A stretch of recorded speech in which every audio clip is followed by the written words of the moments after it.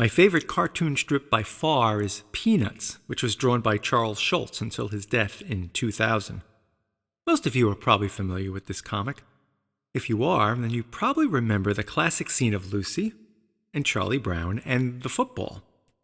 Every fall, Lucy would entice Charlie Brown to come running up to kick a football that she'd hold in place on the ground. And every time, Lucy would pull the ball away right when Charlie Brown was about to kick it. Poor Charlie Brown would go flying in the air and land on his back. Still, the following year, there was Lucy coaxing Charlie Brown, and there was Charlie Brown, trusting that this would be the year Lucy wouldn't pull the football away. But she never let him kick the ball. She played on his trust in her, in his human nature. In whom do I place my ultimate trust? Where do I place my true faith? These are questions that God wants us to ponder as we hear our readings today. And the answers to those questions lead us to only one of two places. Either we're blessed or we're cursed. We have a choice. To God, this is a very straightforward choice, and we all have to face up to it. In Luke's account of the Sermon on the Plain, Jesus is speaking to his disciples.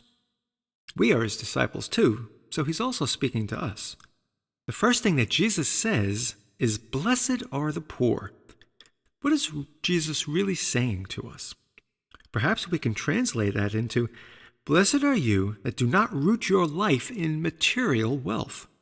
What Jesus is not saying is that all of us present here today have to get rid of everything we own and take a vow of poverty. This is an admirable choice for some to make, but that's not really the message for all of us. The real point Jesus is making is about how much we value our possessions.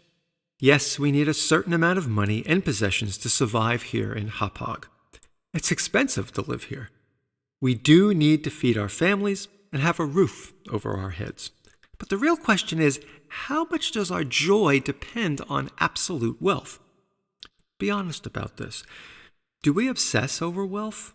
Are we never satisfied with what we have? Do we badly want what the other person has, even though we have plenty of our own? Do we define our life by our wealth? These are excellent questions we should frequently ask ourselves, and God is asking us to answer them honestly. Jesus also says, "Blessed are the hungry." Here again, in our day and age, we can understand that statement as, "Blessed are you who don't root your life in sensual pleasures." God is not saying that we should never enjoy the pleasures of life. God did create things in the world for us to enjoy. Yes, it's okay to enjoy food and drink and even sex, as long as we do so with temperance and in a morally correct way. But we have to ask ourselves, how much trust do we place in the pleasures of life? Is pleasure the very center of my existence? How much of my wealth do I spend on pleasure? We should all take a look at our spending patterns from time to time and see where our money is going. Is our money being spent on sinful things? How do we react when we are hungry or we are in pain? Do we define our life by the pleasures we crave? Another interesting thing that Jesus says is, "Blessed are you who are hated because of me." We have to face up to the question of our commitment to our faith. And again, honestly pose this question to ourselves. Do I fall away from the teachings of the church because it's more convenient or popular to follow something else? Are we afraid to stand up for our beliefs? Do we deny Jesus because we're embarrassed or afraid of the way others will think of us? And the real question underlying all of these blessings and woes is, why does it matter? That's where we can turn to the first reading from the prophet Jeremiah for some insight. There are going to be those times in life where that football is going to be pulled away from us. If things take a bad turn in life and we're only rooted in the created things of the world, in possessions and pleasure, what happens? We're like, as Jeremiah says, a barren bush in the desert, in a lava waste. And we're cursed. But if we place our trust in God, we have strong roots and we can weather any storm. Our trust needs to be in Jesus.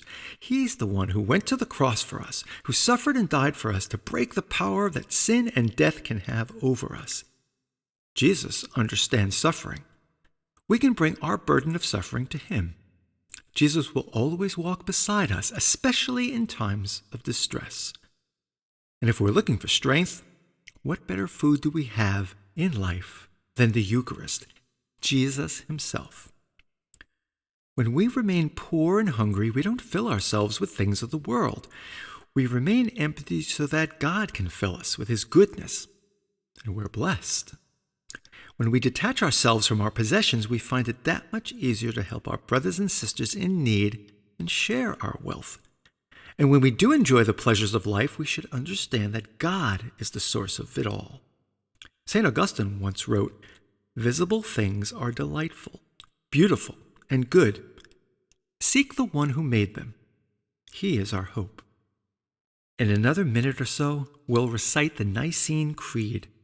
The Creed is an excellent summary of our faith, of where we should be placing our trust and rooting our lives. We're so used to reciting it, but do we pay attention to the words? Today, I invite us to focus a little more on those words. Maybe just take a phrase and let the truth of that phrase sink in during the rest of Mass.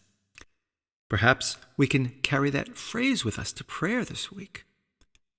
And we can ask ourselves, do I truly believe what I profess? Can I center my life on it?